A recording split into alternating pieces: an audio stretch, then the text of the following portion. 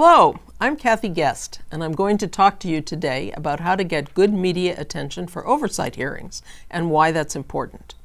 I spent a decade working in the U.S. Senate as the press secretary for Senator Bill Cohen of Maine, who at different times served as chairman or ranking Republican member of the Governmental Affairs Subcommittee on Oversight of Government Management. An earlier tutorial talked about preparations to make before a hearing to increase your chances of getting good media attention. In this session, I'm going to focus on what to do on the day of the hearing and afterwards as you work to keep the media engaged. Here are some tips. Tip number 1, provide good facilities for the media. There should be a press table and chairs for print reporters where they can set up their computers and get copies of hearing materials. Make sure the area has access to electrical outlets in case reporters need to plug in. For the broadcast media, which use cameras and tripods, make sure they have a place to set up with good line of sight to the witnesses and lawmakers at the hearing.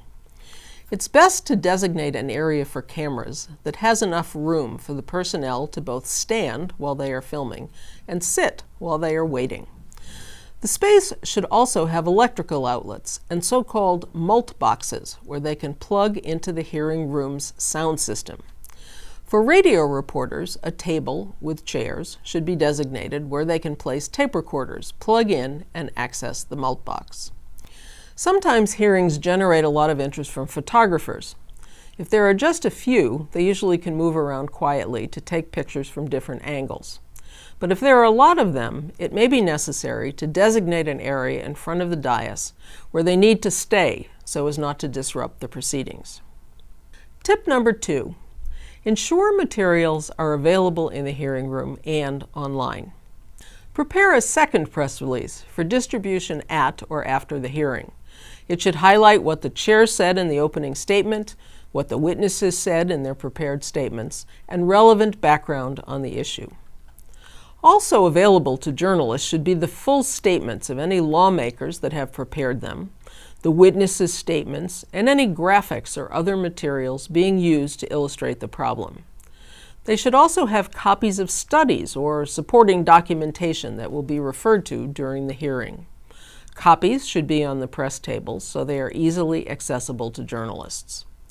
But since many hearings are now live streamed and covered by people who aren't in the room, all of the material should also be available electronically on your website and through social media.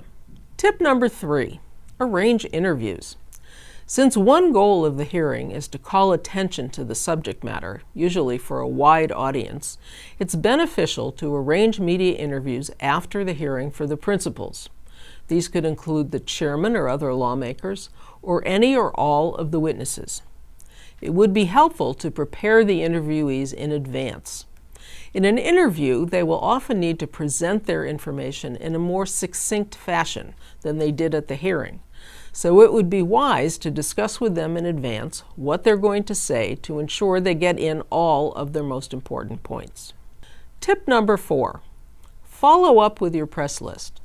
Many people on your list won't be at the hearing, so it's advisable to send information to them immediately after the hearing is over. Usually, just the new press release will be enough. If you send them too much information, they won't read it. But you should state clearly in the release what other information is available and direct them to the website where they can find it. You should also make clear who to call or email if they have specific questions. Similarly, post this information on your Facebook page and tweet it out. Tip number 5, track the hearing coverage right after the hearing and over time. By collecting coverage, you will be able to know what people are saying, for good or ill. Good stories can be redistributed, sent to supporters, posted on websites, distributed through social media, and otherwise used to push forward whatever changes you may be seeking to fix problems highlighted at the hearing. If the coverage is negative, it will give you a good reading on where your problems lie and what avenues to pursue to achieve the result you're looking for. See whether the media are reporting your issue accurately. If your issue and stance are being misrepresented, you'll need to take action to correct that problem. You can make a direct approach to the news organization that you believe is misrepresenting the issue by going directly to a reporter, or consider talking with editors or other higher-ups. Another option is to issue and distribute widely new information that contradicts the erroneous reporting. You can also reach out to key journalists through group briefings and/or one-on-one interviews. Tip number 6. Work to keep the issue in the news. If you're seeking action through legislative or administrative changes, it's important to keep the issue in the minds of those who need to act. Continuing media coverage can help do that. It can give momentum and add pressure. Coverage can be generated by arranging interviews from time to time with key figures. They might be supportive lawmakers, experts on the subject matter, or people who are affected by the failure to act. As the fix progresses through the system, that can be treated as news and generate more coverage. If the action is legislative, put out a press release at each stage: introduction of a bill, committee hearing, committee vote, floor action, etc. And of course, declare victory when the legislation is finally passed. I hope these tips will help you get good media coverage during your hearing and in the days afterwards.